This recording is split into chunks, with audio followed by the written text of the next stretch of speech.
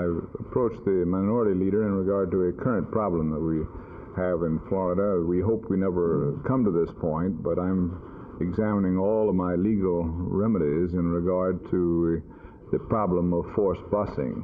And if I am denied in the courts, it's my feeling that in one instance a judge has violated the intent of Congress in the civil rights law, and if I'm not successful in the courts, then the only other avenue to change that position and to make that which is illegal legal, that is to get forced busing stopped, would be by an impeachment of that decision, by impeaching the judge through the Congress. Mr. Ford, are you willing to go along with him in that move? Well, I am in no position at this point to make any commitment one way or another. Of course, the governor has... I think that's kind of embarrassing. That wasn't the question. The question is that as minority leader and as the Speaker of the House, they can advise me as to the technicalities. That's all I came here for. Mr. Ford doesn't have to take any kind of position like you asked. Well, in my opinion, the governor is following the proper course of action by pursuing his remedies on behalf of his constituents in the state of Florida in the courts of the United States. That's where he hopes and his people hope adequate remedy can be found.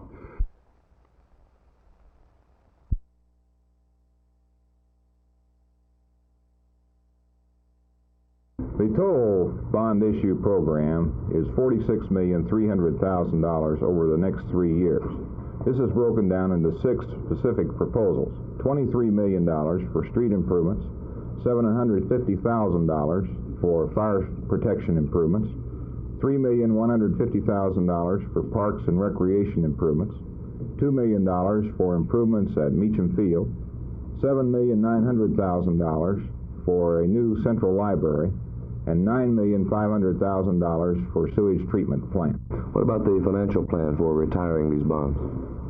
The retirement plan for the bonds would involve in 1970-71, it would not change the city's debt levy for debt retirement. In 1971-72, it would require a 1 cent increase, and in 1972-73, an additional cent, for a total of a 2 cent increase over a 3-year period.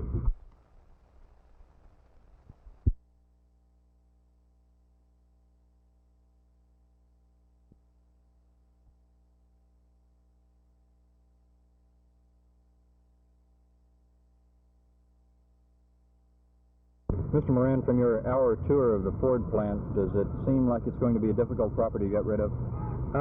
Yes, it could be, in that it's going to require a specific user, someone in the probably in the automobile manufacturing field that can use the facilities, the assembly lines, and the facility as it is laid out. Yes. How long do you think it'll be before you can get rid of a property like the Ford plant here? That's a good question. I don't know the answer to that one, and I don't think anybody does. Sometimes prospects develop in a very short time, and on the other hand, it could take a year or two.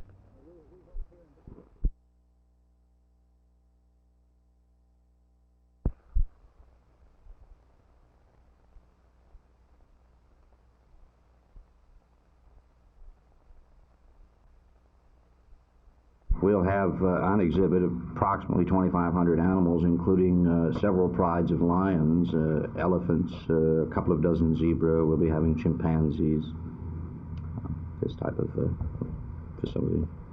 What about security for the animals? Protect them from the people or vice versa? Well, yes, this is a maximum factor that we have to consider. The entire reserve will be encompassed by a 14-foot perimeter fence, which certainly any animal within the reserve will not be able to escape from.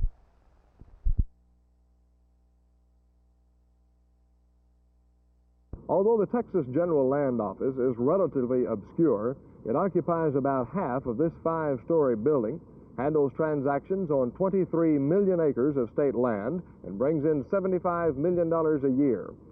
Some officials would like to put a limit on public school and university trust funds in which this money is deposited to earn interest and dividends for education, and spend the land lease profits each year. Veteran Land Commissioner Jerry Sadler disagrees. Well, if this money was ever turned over to the politicians for appropriation all at one time, why, it wouldn't last 15 minutes. It would be gone. And as it is now, under present-day investments, why, it will double itself every 11 years. In other words, every time we put $1 in there and keep it in there, well, that's $1 saved from taxpayers' pocket. And at their present system of appropriating and so on, why, that wouldn't last until breakfast time. Incidents involving Sadler and newsmen and a legislator in recent months have prompted 2 Democrats and a Republican to run against him, and brought me the assignment to see what a Jerry Sadler really is. When asked about the conflicts, the commissioner said he had difficulty with 2 or 3 newspaper men because they wrote untruths, but he blamed problems with legislators on demands for financial favoritism. Oh, there's tremendous pressure at all times. That's the reason why that I don't let more of them see me than are able to do so. It's because most of it is pressure.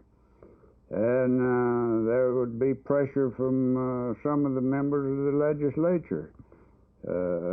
Some of them have tried that pressure. But what justification do you think there is for such strong action as choking a legislator? I have never choked a legislator. Mr. Johnson said you choked him. Well, I have never choked a legislator. I got a member of the legislature by the tie because we were fixing to inventory some artifacts and treasures that were taken off of the Spanish ships down there. And he had just been saying that he was going to impeach me in the legislature and so on, and made some accusations, and came over here to put on a show, and I told him no, that he was not allowed in there, that we didn't have any shows over here, and he started on in. I got him by the tie, and he said that I choked him. And I never choked him. I never put my hand on him. Any time that I choke someone, they'll know about it.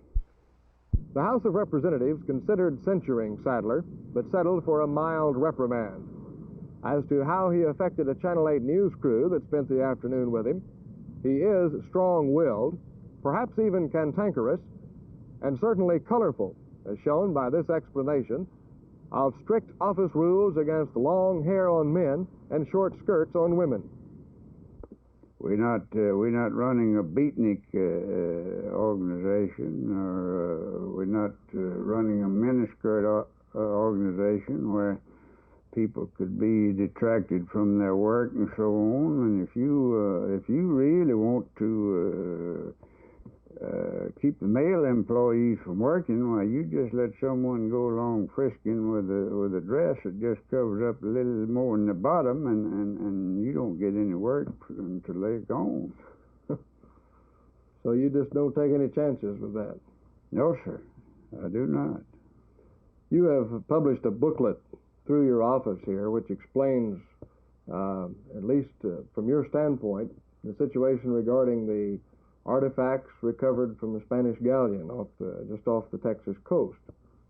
The fact that, why did you pay for this booklet yourself? Because if I pay for it, I can do with it what I want to, and I can tell anyone in the state of Texas to go to and stay put. Sadler says the treasure squabble is what made him decide to run again rather than retiring after this year. But he says, as in the past, he will not actively campaign for the office. Whether he can be successful this time with the recent notoriety and 3 opponents in the picture, only time will tell. This is Roger McDonald, Channel 8 News in Austin.